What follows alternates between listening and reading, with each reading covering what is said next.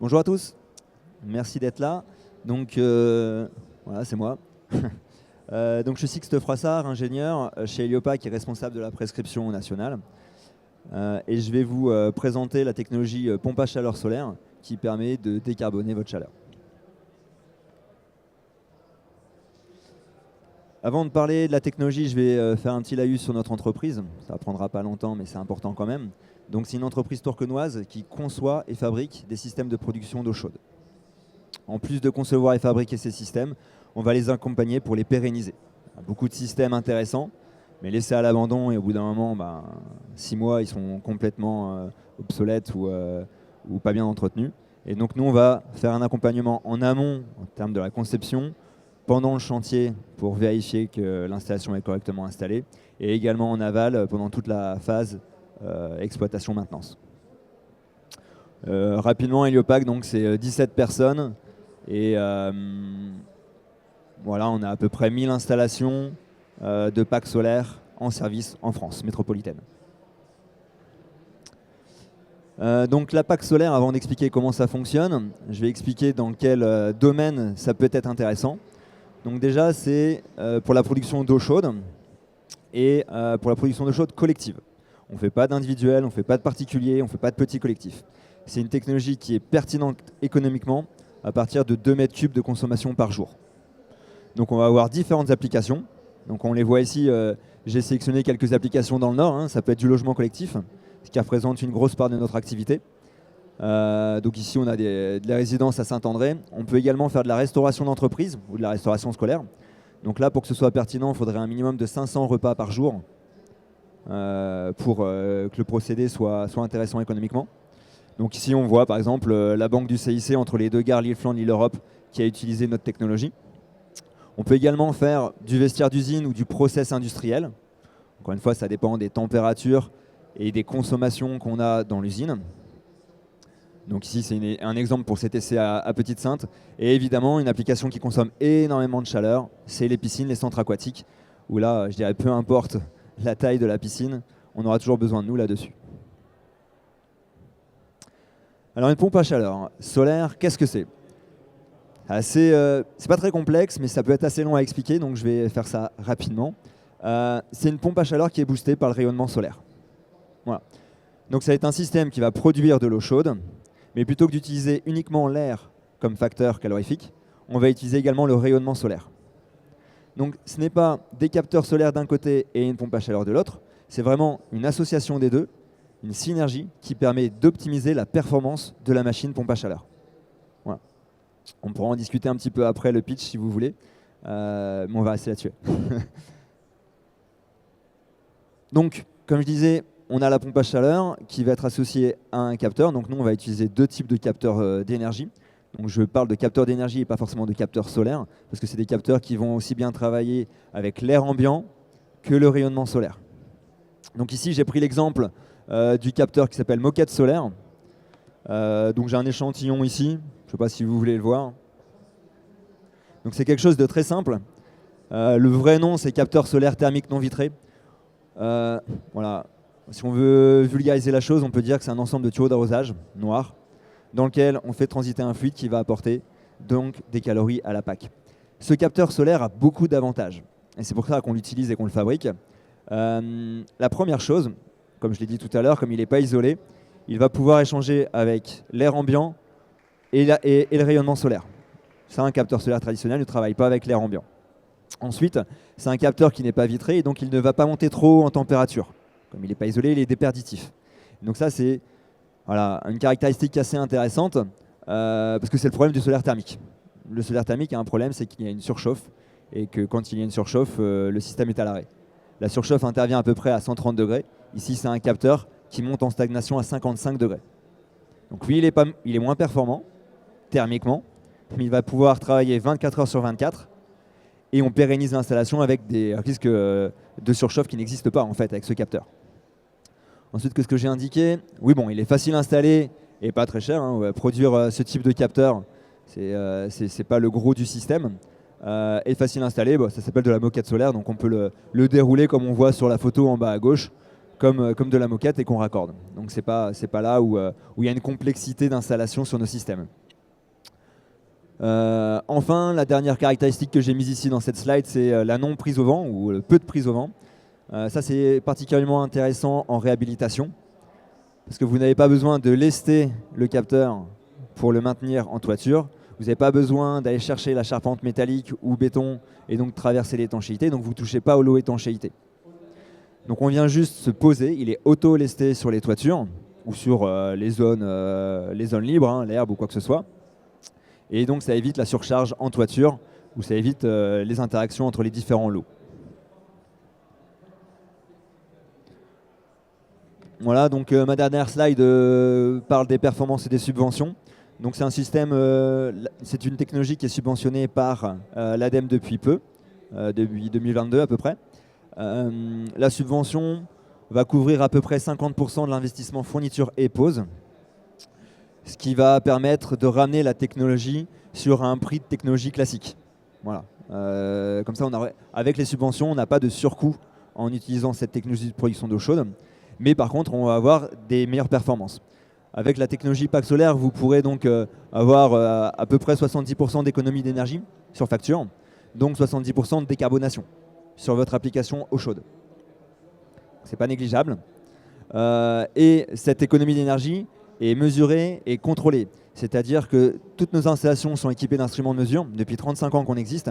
Depuis 5 ans maintenant avec le télésuivi, on peut à distance avec un smartphone ou autre vérifier comment fonctionne l'installation, si elle apporte satisfaction ou si pas. On peut avoir également des mails d'alerte en disant attention là ton installation n'a pas la performance qu'on avait prévue en étude. Donc, comme ça on a un suivi et une visualisation des performances d'une installation, de toutes nos installations. Donc je ne peux pas vous faire la démonstration ici, je n'ai pas le temps, mais après n'hésitez pas et puis je vous ferai quelques démonstrations. Voilà, c'est terminé pour ce pitch. Vous avez mes coordonnées ici si vous voulez qu'on se contacte par la suite. Sinon, je resterai évidemment un petit peu au salon pour discuter. Si vous avez des questions, je pense qu'on a un petit peu de temps. Joanne ? Est-ce que ça marche aussi, ce micro-là ? Ouais. Du coup, pour les questions ? Je vais prendre un casque, sinon moi, j'entendrai rien. Merci pour la présentation. En termes de fonctionnement, quand il fait très froid, quand le risque de gel ou la nuit, enfin soit les journées ensoleillées ou même la nuit quand il y a du gel, ça fonctionne comment ? Alors, c'est une très bonne question. Donc en effet, c'est un système qui va avoir une saisonnalité. Plus il fait chaud ou plus il y a de soleil, plus on va être performant. Donc les périodes les plus compliquées pour nous, ça va être les nuits de février, les nuits où il fait le plus froid et il n'y a pas de soleil. Comment ça fonctionne ? Le système, en fait, sera moins performant, on aura un moins bon COP sur la PAC, mais on va continuer de produire de l'eau chaude jusqu'à moins 5 degrés dans le capteur. Donc dans le capteur, c'est de l'eau glycolée comme pour les sondes géothermales ou le solaire thermique. Jusqu'à moins 5 degrés, on peut produire de l'eau à 65 degrés. Donc on ira moins vite parce qu'on aura moins de puissance, on sera moins performant, mais on pourra le faire. En dessous de moins 5 degrés, ça arrive très rarement, on doit avoir un système complémentaire qui reprend ce que la PAC ne peut pas faire. Voilà, donc on ne peut pas être un système seul, on a toujours besoin d'un complément qui peut être électrique, chaudière gaz, bois, réseau de chaleur, ce que l'on veut, mais il nous faut une autre source de production de chaleur, un autre générateur de chaleur pour le en dessous de moins 5.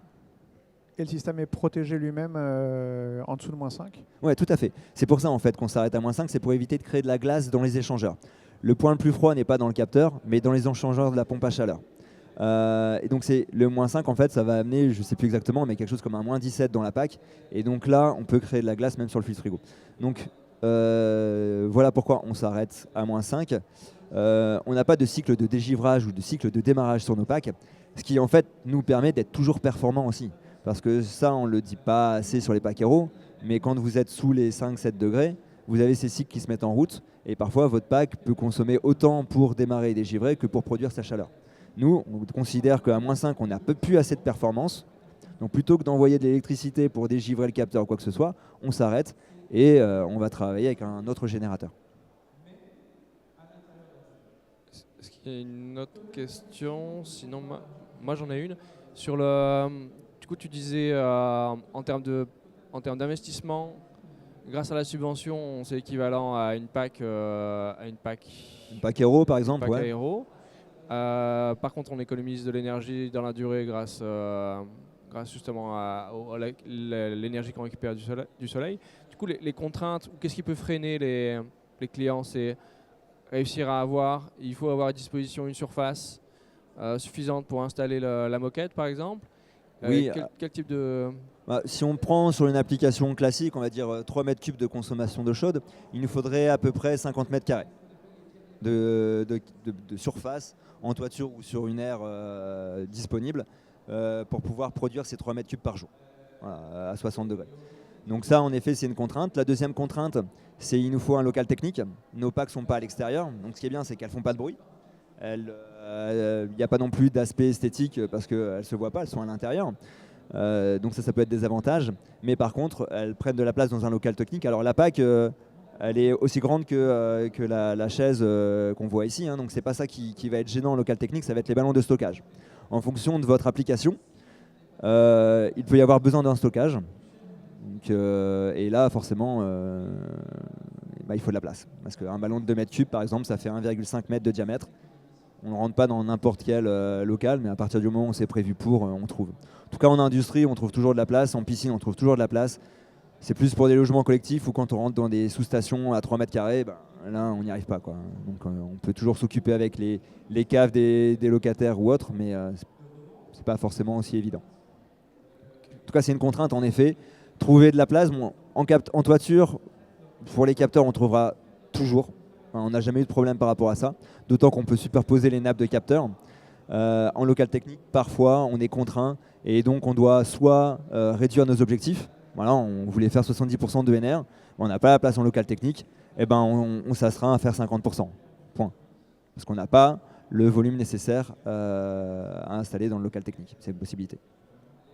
Ok, merci.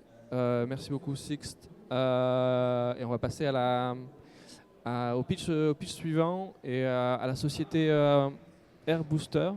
Ok, merci de votre écoute. À plus tard. Sans introduction, Christophe, je te donne le micro. Merci, Johan. Bonjour à tous.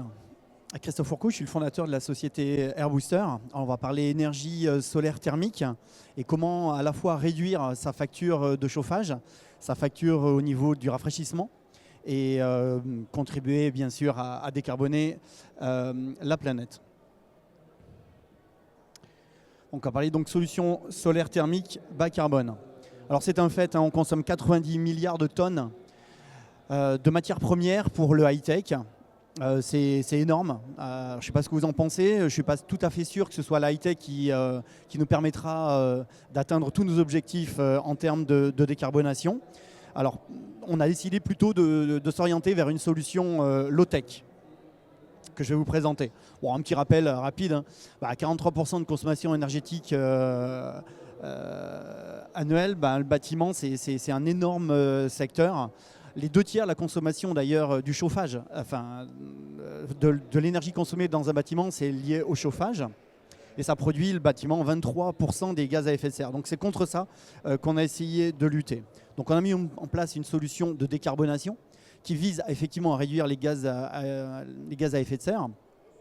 Et un point extrêmement important, on a visé le fait que ça coûte le moins cher possible. Et vous verrez aussi que ce soit le plus stable dans le temps possible. On l'a vu, hein, les aléas géopolitiques font que le prix de l'énergie varie dans des proportions très importantes. Nous, on a réussi à mettre au point une solution qui a à la fois un prix du kilowattheure qui est extrêmement bas, en dessous du marché, très clairement, et en même temps stable sur les 30 prochaines années. Alors comment on a fait? En fait, on transforme les murs en radiateurs géants. Alors quand je dis ça, certains écarquillent les yeux en disant c'est quoi ce truc-là? Alors, juste pour contextualiser les choses, il existe 16 millions de mètres carrés de nouveaux bâtiments à ossature métallique qui sont produits chaque année. Je ne sais pas si vous avez déjà essayé de poser la main en plein hiver sur un mur d'un bâtiment métallique. Il y en a partout, hein, à part en centre-ville.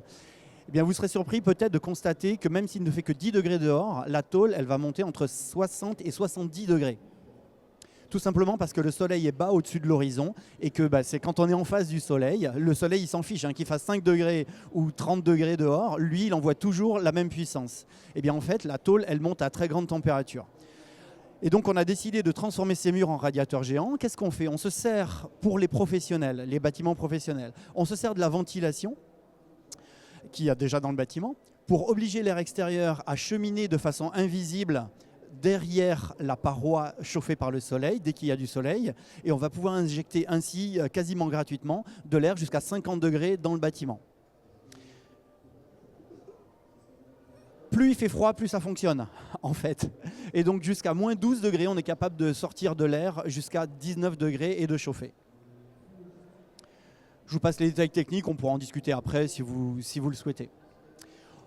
On peut faire du rafraîchissement nocturne aussi l'été. Dès que la température à l'extérieur va devenir inférieure à la température dans le bâtiment, le système va automatiquement se déclencher et on va pouvoir faire deux choses. Rafraîchir bien évidemment le bâtiment et en même temps assainir l'air. Alors vous allez me dire, oui, mais s'il y a déjà ce qu'on appelle une CTA, une centrale de traitement de l'air dans le bâtiment, on peut déjà faire ce qu'on appelle du free cooling, hein, du rafraîchissement nocturne, certes, mais la plupart des bâtiments que l'on fait, il n'y a pas de CTA et donc on peut en plus, c'est la cerise sur le gâteau, ce n'est pas l'innovation en elle-même, hein, mais en tout cas notre système de fait de chauffage permet aussi de faire du rafraîchissement nocturne. Sur quoi on va pouvoir installer AirBooster? Sur les bâtiments commerciaux, les bureaux, bâtiments logistiques, de stockage, bâtiments industriels, bien évidemment, bâtiments agricoles. On a un programme d'ailleurs avec BPI en cours à ce sujet avec de très bons résultats. Et le petit dernier, il y a un mois, les maisons individuelles, on y revient juste après. En termes d'usage, on va pouvoir créer de la chaleur et rafraîchir, je viens d'en parler, mais on va pouvoir aussi faire du préchauffage industriel. Il y a tout un tas d'industries qui ont besoin d'air chaud. Plutôt que de brûler du gaz pour l'emmener par exemple à 70 ou 80 degrés, l'air, eh bien nous on va pouvoir gratuitement remonter de 40 degrés déjà cette température. Je ne sais pas si vous imaginez la quantité de gaz en moins qui sera consommée. Le séchage agricole, c'est un secteur qui est extrêmement carboné, qui a besoin d'énormément de gaz. Eh bien, on participe à sécher du foin, du maïs, où là, récemment, on vient de mettre au point un système, enfin, on vient d'installer un système qui permet de sécher du bois.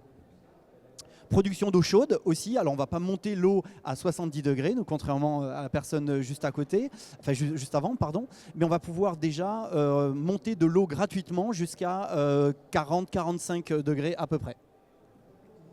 Rapidement, concrètement, c'est quoi? Eh bien voilà, ça c'était la façade avant, on en a profité pour changer un petit peu la couleur. Et donc on a refait cette façade à l'UMM, voilà ce qui est devenu. 220 mètres carrés de façade installée. Je vous lis rapidement la personne qui se sont occupés de la diffusion. Ils nous ont envoyé un mail, donc c'est Hervé Thermique, 4000 personnes, ils s'occupent de génie climatique.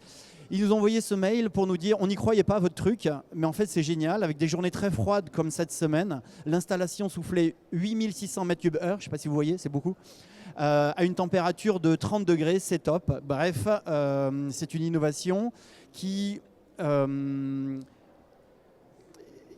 sur lequel on a parfaitement conscience que comme on est très innovant, on a un facteur de risque. La personne se dit « ouais, mais je ne connais pas ». Et donc, on a décidé récemment de ne plus vendre uniquement la solution, mais désormais d'investir nous-mêmes dans la solution. Le client n'a plus qu'à signer un contrat qui lui permet d'avoir un prix du kilowattheure extrêmement faible et stable dans le temps. C'est nous qui prenons le risque de l'innovation à travers du tiers financement. Ça, c'est le dernier projet à la RATP à Paris. J'en parlais pour les particuliers. On a mis au point cette solution. On est membre de Team for the Planet. Je ne sais pas s'il y en a qui connaissent Team for the Planet. 128 000 adhérents. Donc, on fait partie de ce qu'ils appellent les étoiles. Et donc, on a gagné différents prix. Le prix de l'innovation, le Grand Prix Impact récemment. On est labellisé Green Tech Innovation. Sur les produits AirBooster. Et donc, on a mis en place ce panneau. Il fait 2 mètres carrés. C'est un peu la même chose, sauf que c'est très beau. Le client choisit son esthétique et ça permet de chauffer l'hiver, l'équivalent de 2 radiateurs électriques. C'est entièrement gratuit, il n'y a pas un centime d'énergie qui est dépensé. Avec un tout petit capteur PV, on fournit assez d'énergie pour faire tourner le petit ventilateur. Et on va pouvoir comme ça rafraîchir l'été la nuit, en plus de chauffer l'hiver, tout en assainissant l'air pour enlever les composés organiques volatiles et aussi déshumidifier dans la maison ou dans la résidence secondaire. Différents coloris sont possibles. Le prix est extrêmement faible, on est bien en dessous en termes de kilowattheure du marché. On se développe de plus en plus, on est maintenant 14 personnes et on continue à embaucher puisqu'on a énormément de demandes depuis quelques mois. Les ventes explosent pour le grand bonheur de l'entreprise et puis aussi de la décarbonation autour de cette planète. Si vous aussi vous avez envie de contribuer à cette décarbonation, aussi bien en tant que particulier qu'en tant que professionnel, je suis à votre disposition pour en discuter. Je vous remercie et prêt à répondre aussi à vos questions. Merci à vous.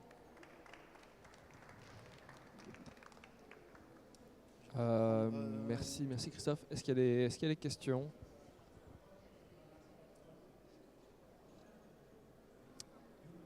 Alors c'est fabriqué où? C'est fabriqué en France, nous sommes bordelais et 100% de nos produits sont fabriqués à Bordeaux.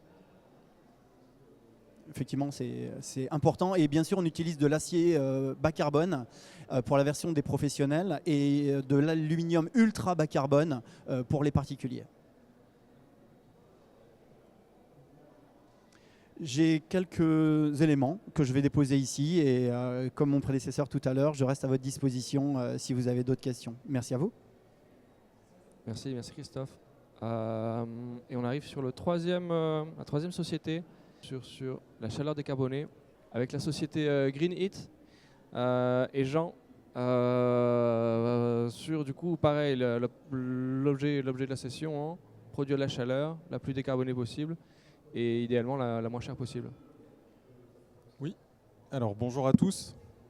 Donc Jean Sobocinski, je suis cofondateur de Green Heat. On fait donc de la récupération de chaleur sur les eaux usées. Green Heat, on l'a créé assez récemment puisque l'entreprise date de mai 2023 à peu près. Et on a 2 autres entreprises, la plus vieille est de 2009, s'appelle EHTech et est à Toulouse. Et on fait de la fabrication là-bas de récupérateurs de chaleur sur eau usée. Et on a une deuxième entreprise qui s'appelle Evol6 qui fait de la distribution, donc on vend des systèmes. La spécificité avec Green Heat, c'est que là on vend de la chaleur, donc on ne vend pas un système. Un peu comme Air Booster, on vend en fait des kilowattheures. Aujourd'hui, le besoin en France, à peu près 50% de ce qui est consommé, c'est pour la chaleur. Donc le besoin est très très important. Et souvent les gens ne se rendent pas compte, alors l'énergie pour beaucoup est assez chère, mais aujourd'hui c'est peut-être même pas encore assez cher. Parce que si ce soir, vous avez envie de prendre une douche avec 2 enfants, donc vous êtes 3 à devoir prendre la douche ce soir, combien de personnes il faut que vous soyez pour pouvoir prendre votre douche? C'est-à-dire qu'il faut des personnes qui font du vélo pour produire de l'énergie et fournir en énergie ces douches. Combien il faut que vous soyez? J'entends pas. 19 personnes. C'est déjà pas mal. Mais ça veut dire que les 18 autres qui ont pédalé avec vous pour fournir ces douches, je peux vous dire qu'ils vont devoir attendre 2 semaines et demie pour pouvoir à leur tour prendre une douche. Donc ça marche moyen, quoi. Bref, donc en tout cas la chaleur aujourd'hui c'est un vrai enjeu. On en consomme partout, tout le temps, et c'est vraiment très, très demandeur en énergie. Donc le but avec Green Heat, ça va être de baisser sa facture d'énergie en ayant une énergie qui est verte, locale et décarbonée. Et donc en fait, le principe est très très simple, quelle que soit l'application. Aujourd'hui, on fait du logement jusqu'au process industriel en récupération de chaleur sur les eaux usées. Chez Green Heat, on se concentre sur les centres aquatiques et l'industrie puisqu'il nous faut un certain volume d'eau. On ne va pas aller équiper chaque logement où on va vendre de la chaleur, etc. Ce serait trop complexe. Donc pour la vente de chaleur, c'est uniquement les centres aquatiques et les process industriels. Le principe est toujours le même. Alors, hop. On a donc de l'eau usée qui jusqu'ici s'évacuait aux égouts. De l'eau usée quand on est dans un centre aquatique part à peu près à 28 degrés aux égouts. Quand on est dans un process industriel sur la basse température sortie, en général on est à 35-40 degrés. Sachant que l'industriel, son but c'est de rejeter au maximum à 28-30 degrés, sinon après ils ont des pénalités. Donc cette eau usée plutôt que de la rejeter chaude, ben nous on va aller prendre l'énergie dessus. La spécificité c'est que comme c'est de l'eau qui est usée, c'est de l'eau qui est généralement sale, encrassée, et qui donc amène des contraintes pour toute la partie échange thermique. C'est très facile d'échanger sur de l'eau propre, c'est beaucoup plus compliqué de le faire sur de l'eau usée. Donc le système qui permet de faire ça, c'est une de nos machines, c'est Obox Pmax. On a le Obox I pour l'industrie, Obox C pour des grosses douches collectives. Et donc le système, peu importe lequel, on va refroidir les eaux usées avant qu'elles ne partent aux égouts. Et avec cette énergie récupérée, on va préchauffer l'eau de ville qui rentre au même moment dans le bâtiment. Puisque à chaque fois, on va jouer sur la simultanéité entre le rejet d'une eau usée et l'entrée d'eau froide sur un site. Et de manière générale, à chaque fois qu'on travaille sur des eaux usées qu'on rejette chaudes, il y a de l'eau propre qui rentre au même moment. Vous ouvrez votre robinet de douche, il y a de l'eau qui s'écoule. Au même moment, il y a de l'eau froide qui rentre dans votre maison. Vous avez une piscine, on évacue de l'eau usée. Au même moment, on doit faire rentrer de l'eau propre, sinon le niveau de la piscine baisse, etc. Donc, le gros intérêt de travailler sur la récupération de chaleur sur les eaux usées, c'est adéquation entre le rejet et la production et indépendance aussi avec les aléas climatiques. Qu'il pleuve, qu'il vente, qu'il neige, peu importe, on se situe dans le bâtiment. Donc, on va toujours produire de la même manière tout au long de l'année. Et l'intérêt donc de la solution et de la solution qu'on porte chez Greenit, c'est qu'on va s'occuper de tout. Donc on réalise l'étude, on va dire au client, nous on est capable de vous amener autant de mégawattheures à l'année. On va lui proposer un prix du mégawattheure et s'il est OK, on va nous porter l'investissement, réaliser l'installation, l'exploitation, la maintenance du système et le client n'a qu'à payer en fait les mégawattheures qu'on va lui fournir. Et pour lui, l'intérêt c'est quoi? C'est qu'à l'instant T, il va baisser tout de suite de 60% sa consommation en énergie traditionnelle pour chauffer son eau, peu importe quel type d'eau. Il va avoir un prix de l'énergie qui est fixe sur 5 à 10 ans. Donc ça, aujourd'hui, il y a très peu d'énergie capable de le faire.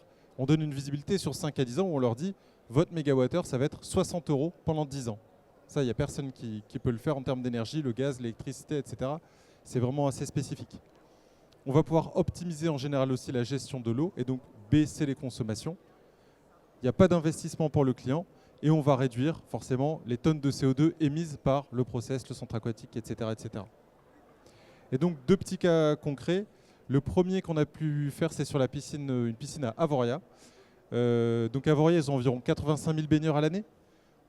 Ils payaient jusqu'ici 140 € du mégawattheure en termes de gaz. Et nous, on leur a fourni donc de l'énergie à 115 € le mégawattheure. Donc ils ont baissé leur prix du mégawattheure. Et en plus, ils ont verdi leur consommation. Donc ils sont gagnants sur tous les niveaux. Et donc on leur réduit à peu près sur ce site-là de 45% la consommation de gaz et on va leur récupérer 50 MWh à l'année. 50 MWh, pour vous donner un ordre d'idée, c'est à peu près 5 maisons qu'on fournirait en énergie totale. Et la Cabalère, donc ça c'est un site qui est près de Béthune. Eux là on leur fournit l'énergie à 87 € le mégawattheure sur 10 ans, donc moins cher aussi que leur prix de l'énergie actuel et on travaille donc sur les débits de fuite. Et ensuite on a fait un process industriel aussi dans le Dunkerquois où là on leur amène à peu près 200 MWh à l'année. C'est de l'énergie qui serait allée aux égouts toujours pour rappel, que nous on ne fait que récupérer et qu'on réinjecte dans le process. Voilà un peu pour le travail que l'on fait chez Greenit. Est-ce que vous avez des questions?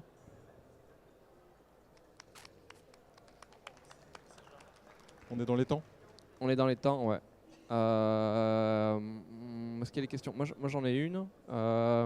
Sur les cas concrets, du coup, tu mets Avoria, vous leur vendez 115 € du mégawattheure, à Béthune à 87 € du mégawattheure.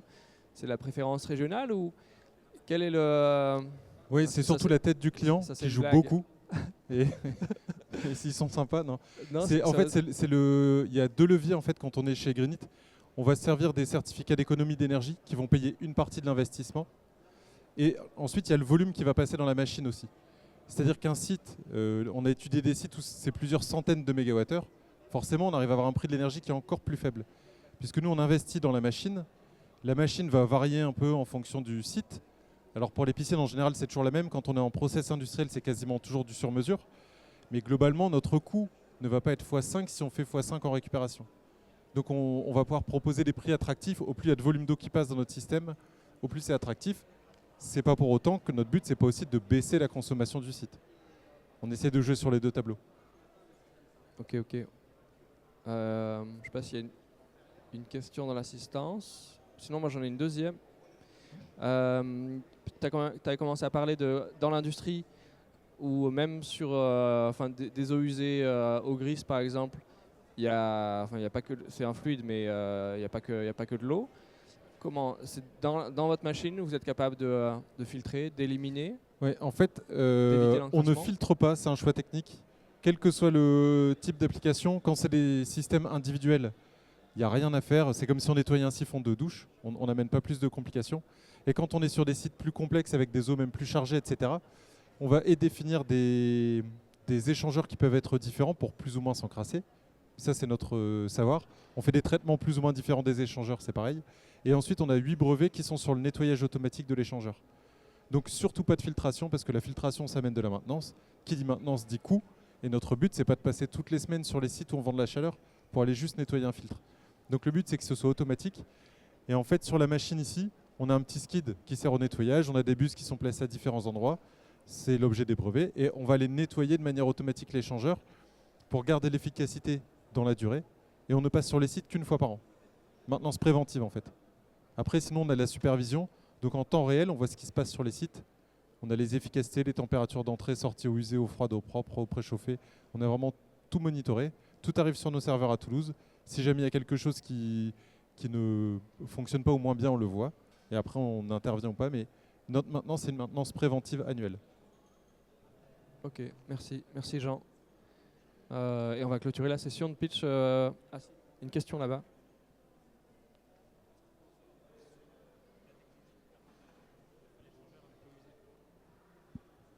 J'ai pas entendu. Est-ce qu'on pourrait en savoir un peu plus avec l'échangeur que vous avez mis au point qui permet de traiter l'eau usée?